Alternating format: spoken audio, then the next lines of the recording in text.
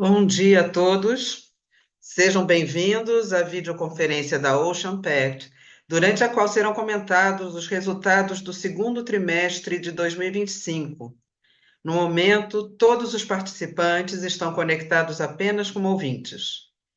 Mais tarde, será aberta a sessão de perguntas e respostas, quando então serão dadas as instruções para participarem. Cabe lembrar que essa teleconferência está sendo gravada e a gravação estará disponível no website de RI da companhia, no endereço ri.oceanpact.com. A apresentação de slides que será utilizada está também disponível no site de Relações com Investidores da companhia, assim como no site da CVM, www.gov.br/CVM. Antes de prosseguir, eu gostaria de esclarecer que eventuais declarações que possam ser feitas durante esta videoconferência, relativas às perspectivas dos negócios, constituem-se em previsões baseadas nas atuais expectativas da administração. Essas expectativas estão sujeitas a mudanças em função das condições macroeconômicas, riscos de mercado e outros fatores.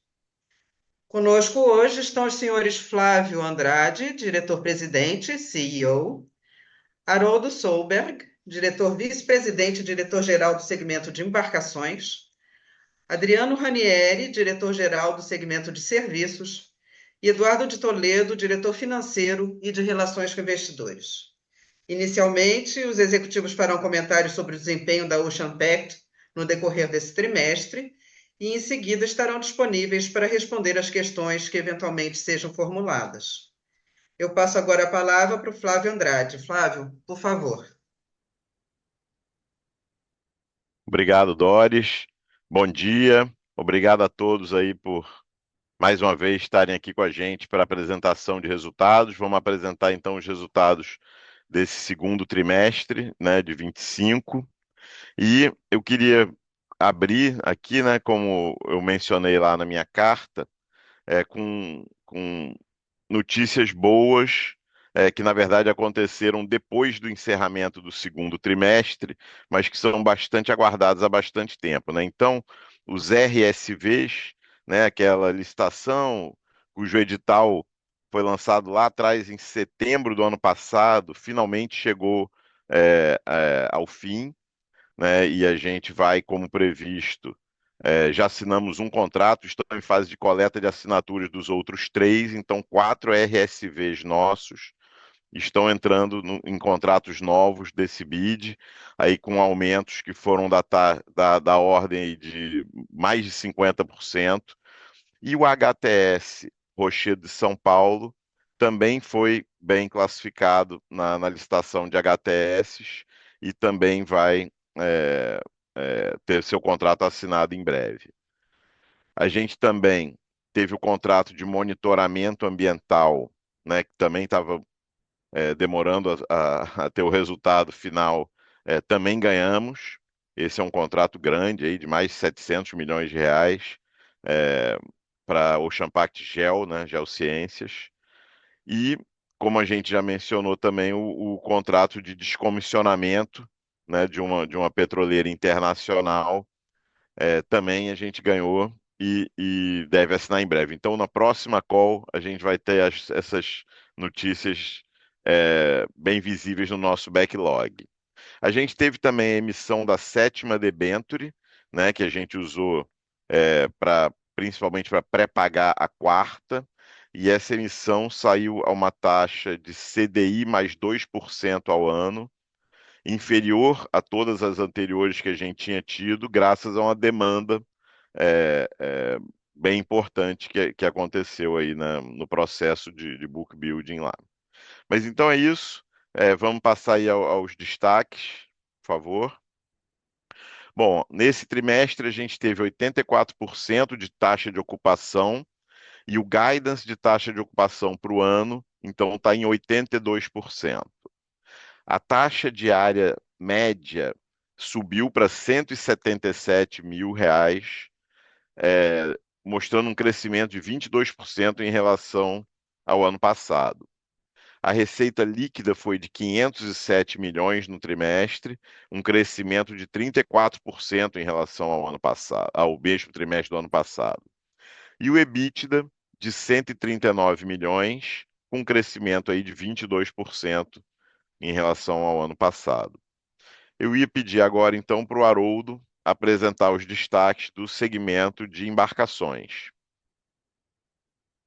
Obrigado, Flávio. Bom dia a todos. Vou falar para vocês sobre os principais destaques operacionais do segundo TRI de 25, do segmento de embarcações.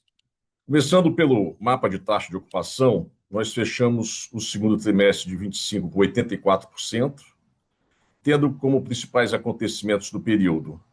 Em azul no mapa tivemos duas embarcações de docagem, o Parcel dos Meros e a de São Sebastião. Em rosa tivemos 5 embarcações de manutenção, Parcel das Tibebas, Parcel do Badejo, Ilha de São Sebastião, Ilha de Tinharé e Rochedo de São Paulo. E em laranja tivemos uma embarcação em mobilização contratual para a Petrobras, Ilha do Mosqueiro. Assim, nós projetamos fechar 2025 com 82% de taxa de ocupação. Esse número ele é um ponto percentual acima do último guidance, o que pode ser explicado em grande parte pela atualização da previsão das datas de mobilização dos 4 RSVs dos novos contratos com a Petrobras. Próximo. Entrando no detalhamento da taxa de ocupação de 84%, realizada no segundo trimestre, podemos ver no gráfico à esquerda que o impacto dos dias sem contrato na taxa de ocupação foi de 0 pontos percentuais. As mobilizações representaram 4 pontos percentuais e as docagens 3 pontos percentuais. O downtime operacional ficou em 9 pontos percentuais em função da concentração de paradas para manutenção realizadas no período, como vimos no mapa anterior. Já no gráfico à direita, podemos observar um aumento do número de dias ocupados em relação ao segundo TRI de 2024, passando de 1.585 dias para 1.763 dias, um aumento de 11%. E vemos também que a diária líquida média cresceu de R$ 145 mil no segundo trimestre de 24 para R$ 177 mil no segundo trimestre de 25, um aumento de 22%, devido principalmente a eventos que ocorreram ainda em 24, os novos contratos dos PSVs e OSRVs, e as extensões dos contratos dos RSVs com aumento das diárias, do Parcel dos Meros e do Parcel do Badejo. Próximo. Passando agora para os resultados do segmento de embarcações, vemos no gráfico à esquerda que a receita líquida do segundo trimestre de 25 ficou em 314 milhões, um aumento de 36% em bases comparáveis, ou seja, excluindo os efeitos da parceria com a REACH e da baixa de provisões da UP no resultado de 2024. E olhando agora para o gráfico à direita, vemos que, seguindo em bases comparáveis, o EBITDA do trimestre sai de 52 milhões para 82 milhões, um aumento de 59%. Com isso, a margem EBITDA do período passou de 22% para 26%, um aumento de 4 pontos percentuais, refletindo o aumento da diária e a maior quantidade de dias ocupados, já explicados no slide anterior. Passo a palavra agora para o Adriano Ranieri, o diretor do segmento de serviços.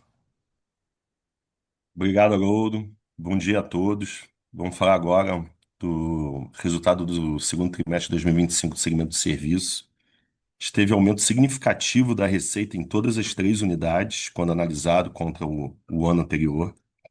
Na unidade de subsídio ao ciência, teve receita de 127 milhões, um aumento de 26%, puxado principalmente pela boa demanda de serviços de geociência, né?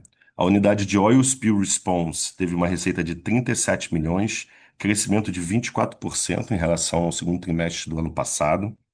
Essa variação ocorreu devido a um contrato de curto prazo para planejamento e implementação de uma base de resposta de emergência de proteção costeira por uma instalação de duto.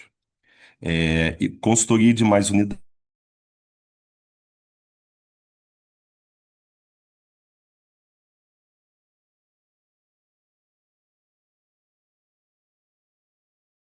e pelo projeto de descomissionamento da Baía de Congo. Pode passar, por favor. Consolidando o resultado do segmento, a gente atingiu uma receita de 197 milhões, com um EBITDA de 57 milhões, margem de 29%. É importante lembrar que no segundo trimestre do ano passado, a gente realizou uma carteira muito boa, com alta produtividade de subsídio. Passo a palavra aí para o Toledo.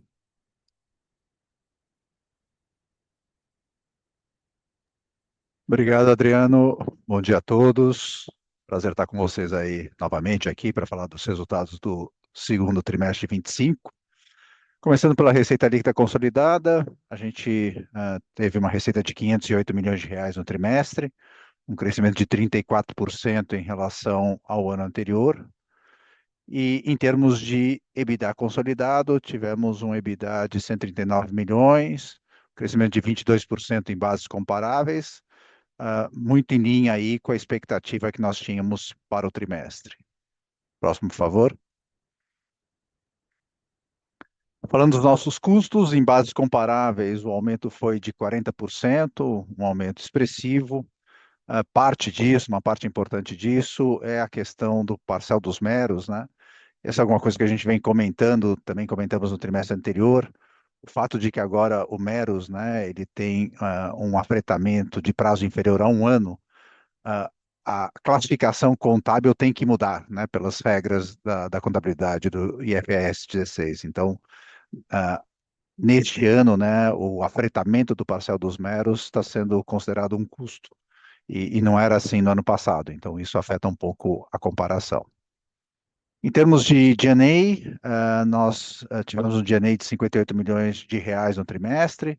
Aqui dois fatores que eu acho que são importantes de mencionar. Um é a questão do nosso plano de remuneração de longo prazo, nosso incentivo de longo prazo, que todo o trimestre nós ajustamos em função do preço das ações.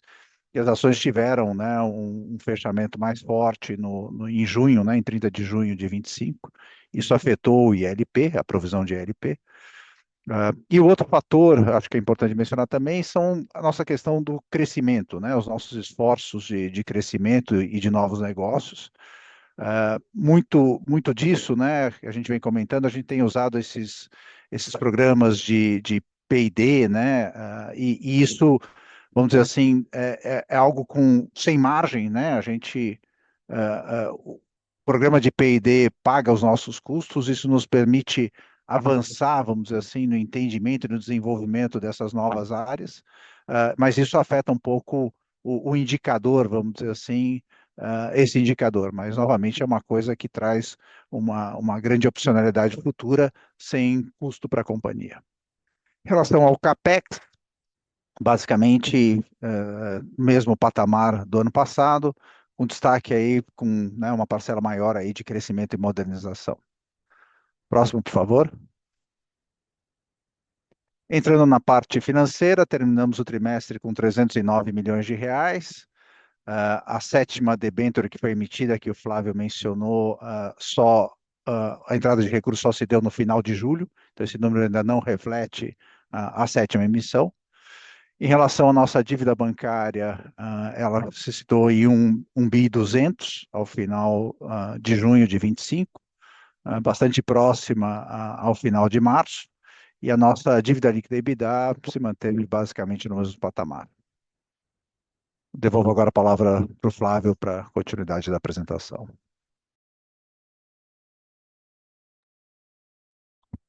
Obrigado, Eduardo.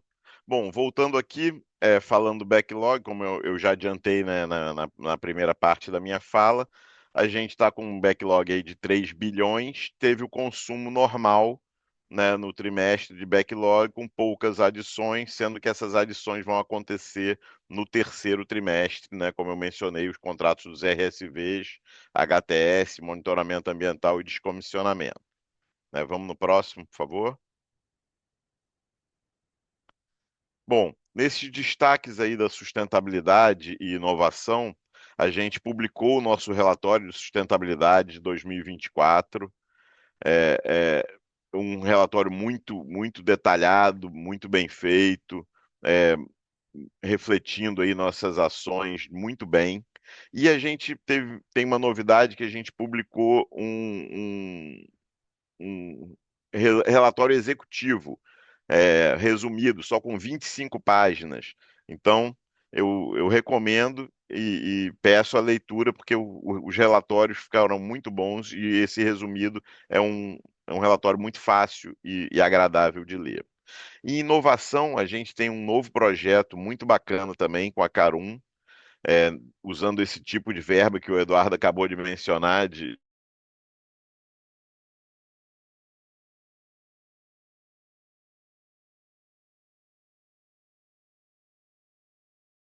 na Bacia de Santos, usando inteligência artificial e os dados oceanográficos, tanto os que a gente já adquire, né, com todos os nossos navios, cada um sendo um sensor, como equipamentos específicos que a gente está lançando lá nos campos da Carum para ajudar nesse projeto. Vamos no próximo, por favor. Bom, atualizações de mercado, eu acho que eu já dei quase todas, né? Então, a gente já assinou o contrato do Parcel das Paredes, o Parcel do Bandolim, Parcel dos Reis e das Timbebas, nós já assinamos e está em fase final de coleta das assinaturas na Petrobras. O aumento da taxa desses navios foi de cerca aí mais de 50%, né, sendo aí uns 82% na embarcação e na parte de serviços um aumento um pouco menor, mas dando no total esse aumento acima de 50%. No HTS Rocher de São Paulo, que a negociação comercial já está encerrada, o aumento foi de mais de 70% na taxa diária. Isso, claro, vai se refletir em margens bem melhores para a gente. A gente tem o monitoramento ambiental, eu já comentei, e a gente tem em andamento, né, bids para fretamento de PSVs, um bid para fretamento de um OSRV, aquele Oil Recovery pequeno, e um bid, isso bid de Petrobras, né? E um bid de descomissionamento de linhas, a princípio marcado para outubro agora. Então, ou seja, o mercado segue normal, aquecido, com as demandas esperadas acontecendo, e é isso. Por enquanto, vamos estar prontos aqui para as perguntas. Obrigado a todos. Bom, iniciaremos então agora essa sessão de perguntas e respostas. Para fazer uma pergunta, por favor, utilize o botão de Q&A, QIA, do aplicativo, clicando no ícone localizado na parte inferior da sua tela. Caso queira participar por áudio, apenas escreva nesse campo do Q&A que gostaria de fazer uma pergunta e o seu microfone será aberto posteriormente, quando o seu nome for anunciado. A pergunta pode também ser enviada por escrito, sendo digitada diretamente nesse campo de Q&A.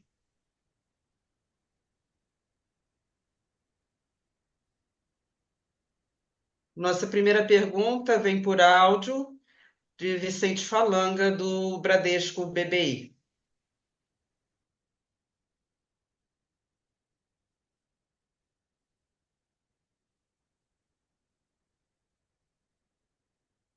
Bom dia, pessoal. Bom dia, Flávio, Edu, todo o time da Ocean Pact aí. Eu tinha duas perguntas. Primeiro,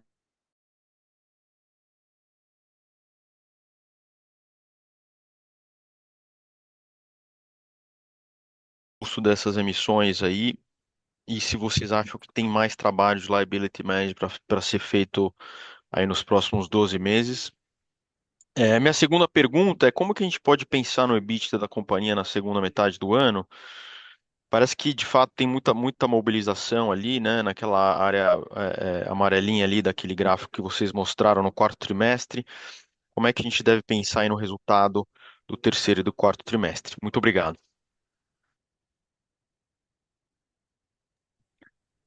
Oi, Vicente, obrigado pelas perguntas. Vamos lá. Primeira, a questão das emissões. A questão das emissões, a gente entende assim, quer dizer, nós tivemos, né, as emissões mais caras foram até a quarta emissão, né? Então, aí eram spreads maiores do que 5%, CDI mais 5%, chegamos a pagar CDI mais 5,75%, enfim.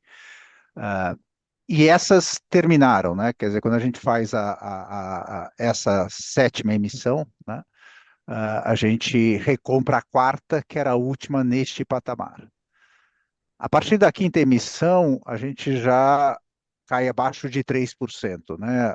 A quinta emissão foi CDI mais 2,95, a sexta emissão CDI mais 2,5 e essa agora CDI mais 2. Então agora, né, houve uma redução de taxa, mas não é tão forte, né, como do patamar de 5 para esse patamar.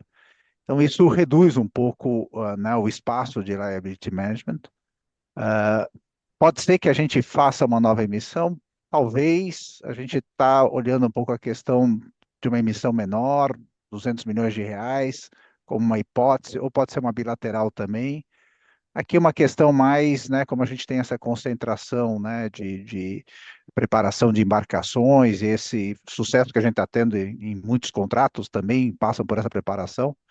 Então, talvez haja necessidade de um volume um pouco menor, mas aí pode ser tanto uma bilateral como uma emissão pequena. Eu acho que essas hipóteses são hipóteses que a gente tem trabalhado aqui, como, enfim, formas de financiar este ciclo muito positivo que a gente está vivendo.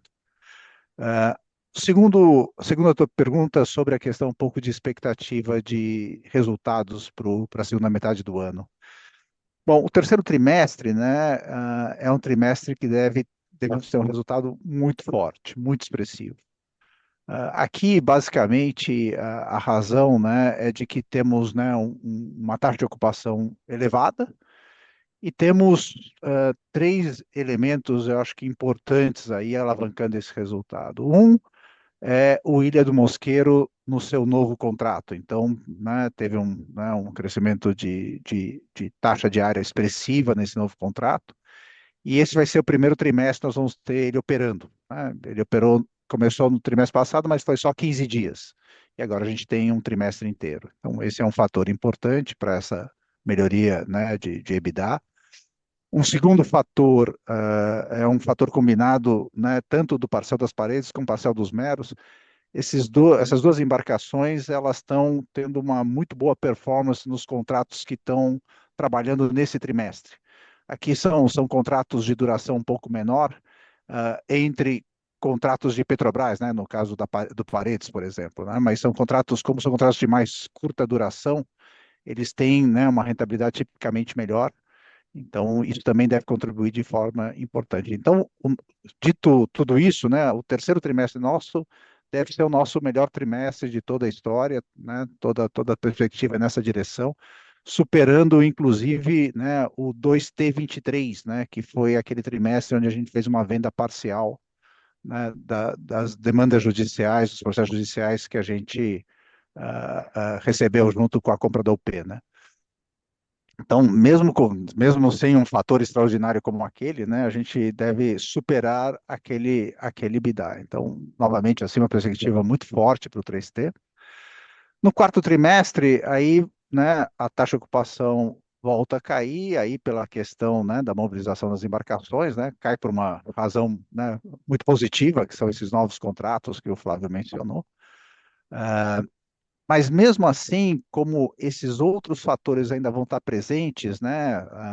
Ilha do Mosqueiro, enfim, Meros também, né? Fazendo aí bons contratos de spot, a gente deve ter um 4T superior ao que foi um T ou 2T, mesmo com a taxa de ocupação menor.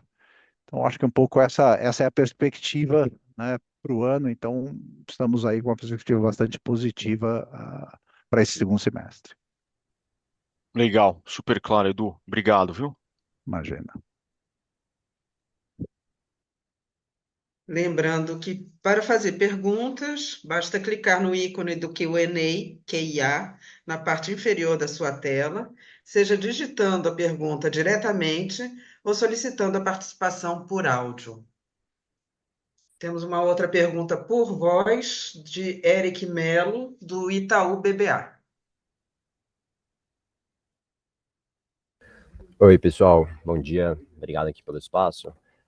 Do nosso lado, são duas perguntas também. A primeira, acho que já pegando um gancho da fala do Edu agora sobre o Ilha de Mosqueiro, foi um dos contratos aqui que acabou entrando um mês aí antes do previsto, e olhando aqui para o final desse ano e começo do próximo, a companhia tem bastante mobilizações, né? Então eu queria entender um pouco de vocês, como que está o preparo aqui para estar colocando esses barcos aqui nos novos contratos, se eventualmente a gente pode ter algum contrato que acaba entrando um pouco além do previsto.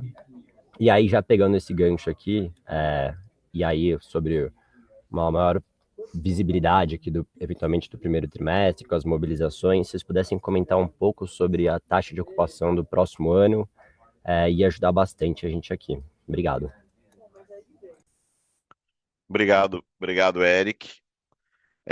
Eu acho que essas mobilizações, né, que a gente tem esse ano, no último trimestre, esses 4 RSVs, são navios que já estavam trabalhando na Petrobras, né, ou estavam, e outros ainda estão trabalhando na Petrobras.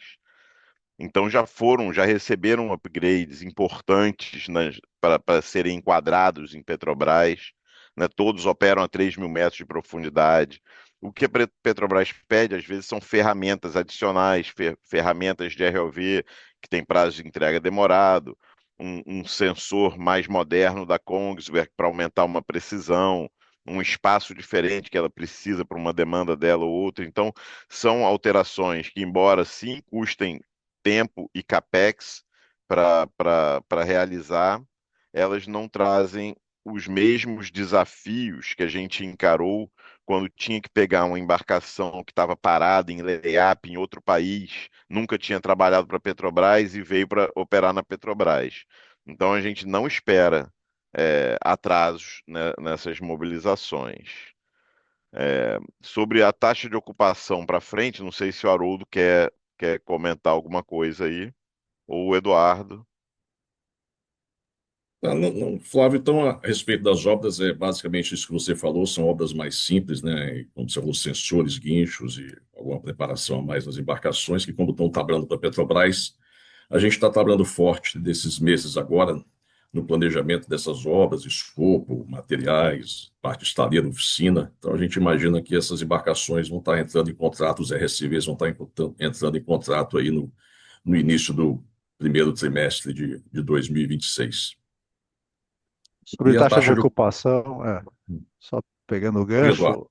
gancho, só pegando o gancho da taxa de ocupação, ela deve, no primeiro trimestre do ano que vem, ela deve ser algo entre o 3T e o 4T desse ano, tá? Com um efeito de obras, mas um efeito menor do que o 4T desse ano. Tá ótimo. Obrigado, pessoal.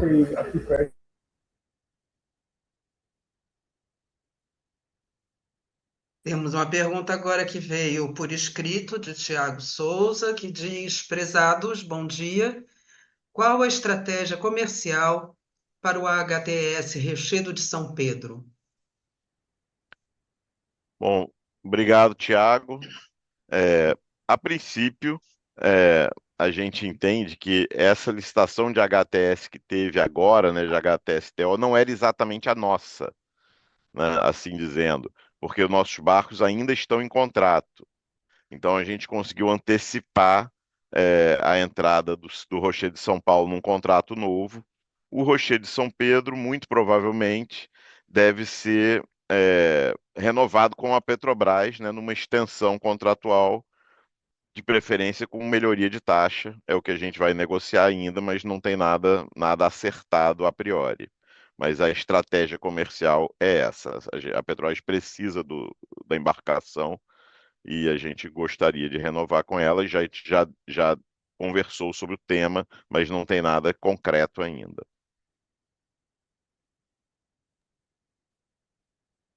Mais uma vez, eu lembro que para fazer perguntas, use o ícone do Q&A na parte inferior da sua tela, seja digitando a pergunta diretamente ou solicitando a participação por áudio.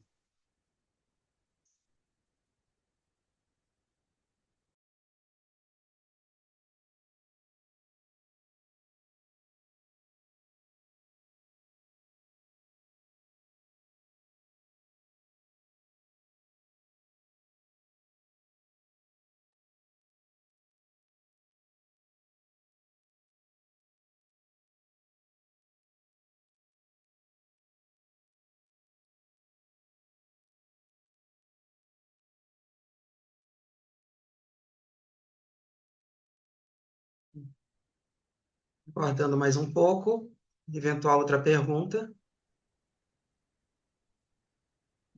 Temos uma pergunta por escrito, recebida de Edward Finley Richardson. Ele enviou o texto em inglês, mas vamos ler em português para facilitar a tradução. Olá e parabéns por um excelente trimestre. Gostaria de pedir algumas informações gerais sobre o mercado.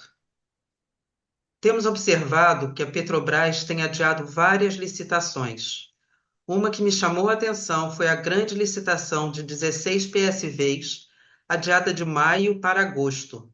Agora, essa licitação foi reduzida de 16 para 12 PSVs. Há algum motivo para esses atrasos recorrentes? Está se tornando difícil para a Petrobras encontrar tonelagem disponível e de alta qualidade? Ou existem outros fatores que possam estar influenciando a decisão de postergar esses prazos de licitação? Segundo ponto, quaisquer outros comentários sobre a evolução dos mercados brasileiros de PSV a HTS seriam muito bem-vindos. Ok. Obrigado, Edward, pelas suas perguntas sempre interessantes. Mas nesse caso, esse comportamento da Petrobras é normal. A estrutura dela, né, como uma empresa estatal, né, pertence ao governo brasileiro, mas uma companhia listada, aberta ao mesmo tempo, faz com que ela tenha muitas regras internas e muitos sistemas de compra de clientes internos e de quem decide as compras e quem faz as contratações. Então, nesse refinamento da demanda dela, ela é normal que ela adie demandas, altere, de fato tem mais de uma licitação andando ao mesmo tempo, mesmo para PSVs. Então, esse quadro não é estranho, não é diferente e não tem uma razão específica. Ela precisa dos barcos. Acho que ela está encontrando os barcos que ela precisa. Claro que o mercado está mais apertado, né, mais justo, com pouca oferta, mas ela tem conseguido contratar o que ela precisa. E nos PSVs, como ela faz muitas licitações, né, a gente pôde notar que os preços chegaram aos preços de mercado, né, passada a crise, mais depressa que os RSVs, por exemplo, que só agora estão chegando aos preços que a gente considera normais, né, de mercado. Então, os barcos subsea, RSVs, têm uma licitação por ano, ou uma a cada ano e meio. Os PSVs têm 3 licitações por ano, 4. Oil Recovery, a mesma coisa. Ela anda mais rápido nessa atualização de taxas nos PSVs do que nos RSVs, embarcações subsea. Então, acho que não há uma razão especial para esses atrasos e adiamentos, né, repetidos, isso é normal. Sobre comentários adicionais sobre a evolução do mercado de PSV HTS, eu acho que são a observação que a gente já tinha feito e vem fazendo, de que a chegada dos FPSOs para a Petrobras está pressionando essa demanda. Ela precisa de embarcações para acompanhar o crescimento dela, que já está contratado em áreas que demandam mais antecedência no planejamento. Então, ela planeja esses FPSOs com uma antecedência maior do que o que ela planeja os barcos. Então, ela chega perto, ela vem para a contratação de barcos, daí a existência de tantos processos simultâneos aí de barcos. Mas não estamos vendo nada estranho e muito obrigado por suas perguntas.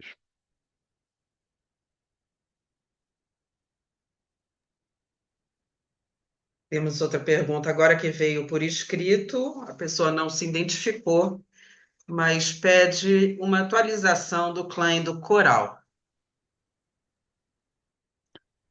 Basicamente, o processo do Coral, né, ele está, né, a Petrobras apresentou recurso no STJ, né, da mesma forma que havia feito para o Turquoise. O julgamento, né, vai ser feito pela mesma turma que julgou o Turquoise, né? E ainda não temos uma data deste julgamento do colegiado. Houve uma decisão monocrática, né, do presidente dessa turma, rejeitando, né, o recurso da Petrobras, mas a Petrobras recorreu, né, pedindo para que a decisão fosse feita por um colegiado e não monocrática. Isso vai ocorrer, né, da mesma forma que ocorreu no caso do Turquoise, e ainda está se aguardando a data de julgamento.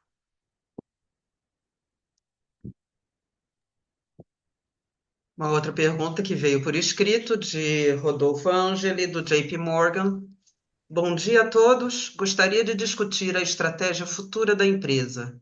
Atualmente, a tese da empresa é muito simples. O crescimento está vindo com a reprecificação da frota da empresa a novos e mais elevados daily rates.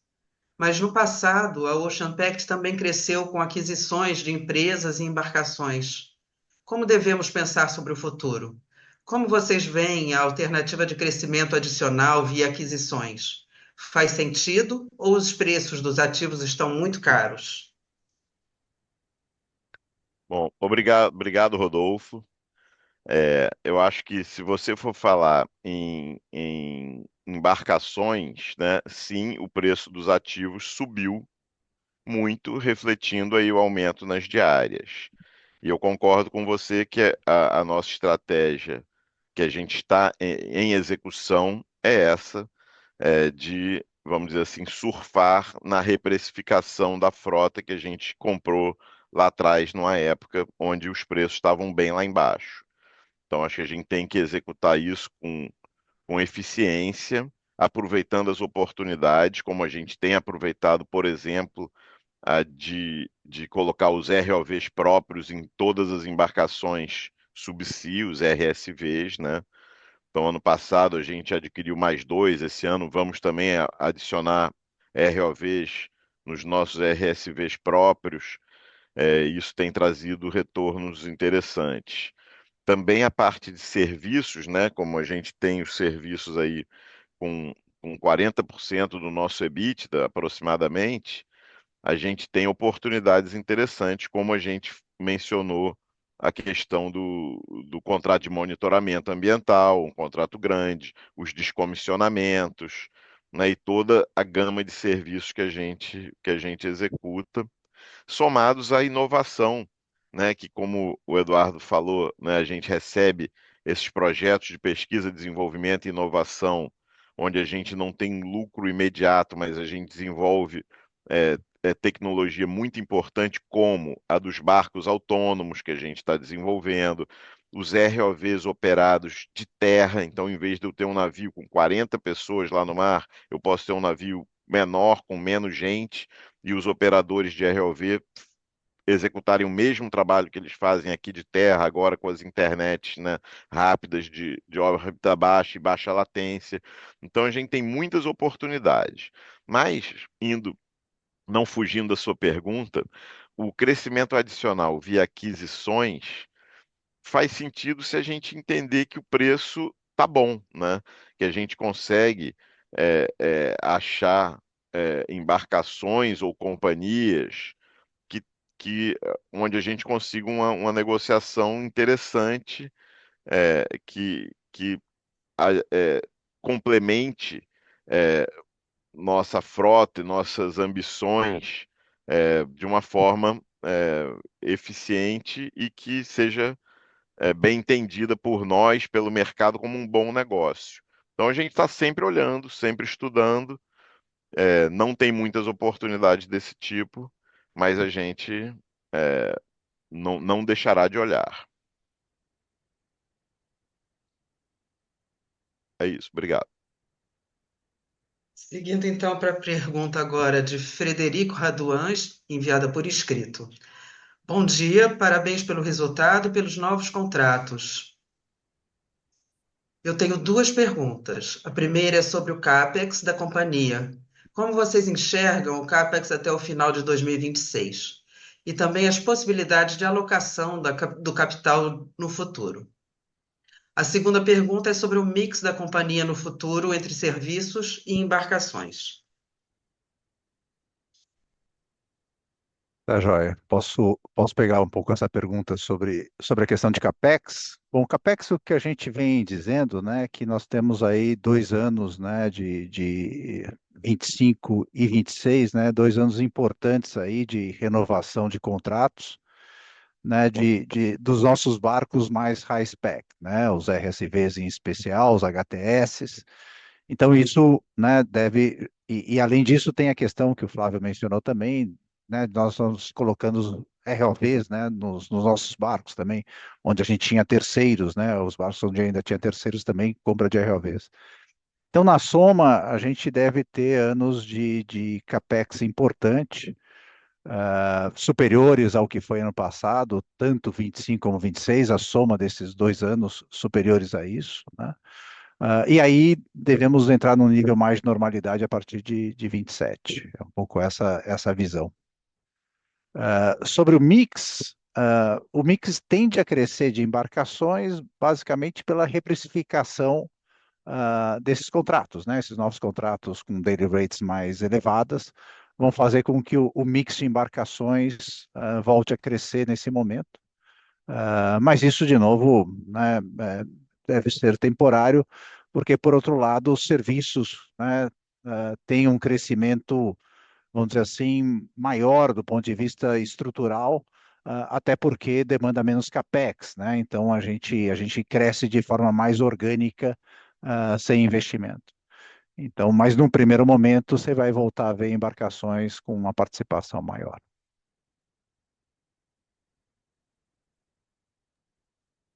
Seguindo para a pergunta também enviada por escrito, de Rodrigo Fonseca, da Galápagos Capital.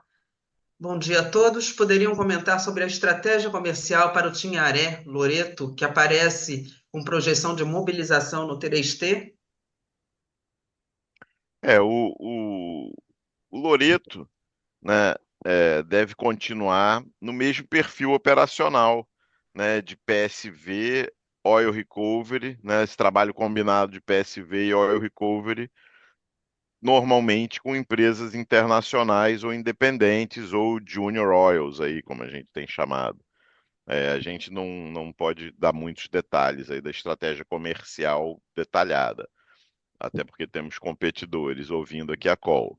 Mas eu acho que para efeito de entendimentos e modelagens é isso. Ela deve permanecer no mesmo perfil operacional que ela vem vindo.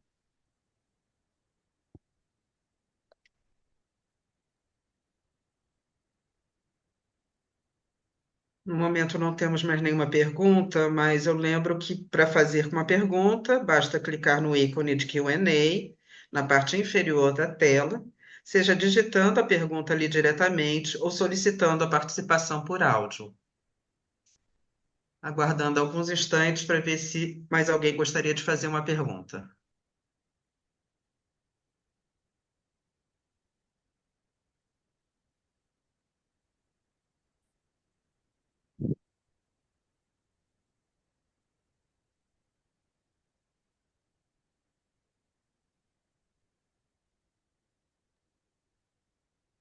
Bom, como não recebemos nenhuma pergunta nova, eu passo então a palavra para o Eduardo, para ele fazer seus comentários finais. Tá, Por joia, favor, Edu. obrigado, Doris. Bom, basicamente, eu acho que o meu comentário básico enfim, reforçar um pouco essa questão da perspectiva de resultados. A gente sempre procura, né, comentar com o mercado para poder passar a perspectiva a mais atual possível sobre essa questão. Então, só voltando à resposta que eu já coloquei, devemos ter um terceiro trimestre bastante forte em função das questões que estão colocadas, um quarto trimestre, né, mais forte que o primeiro e o segundo desse ano, menor, obviamente, que o terceiro trimestre, porque aí você começa a ter a mobilização das embarcações. E aí a pergunta que vem um pouco do primeiro trimestre do ano que vem, aí novamente, né, voltando a crescer os resultados, porque aí você tem um tempo de mobilização restante menor, né, o grosso se dá nesse trimestre, e ao mesmo tempo já as novas diárias aí nos novos contratos já a partir do início de operação dessas embarcações, né? Acho que é um pouco essa mensagem que eu queria passar, agradecer, passar aí para o Flávio para as considerações finais. Não, obrigado a todos. Não tenho considerações finais, não. Acho que já tá tão boas essas aí do Eduardo.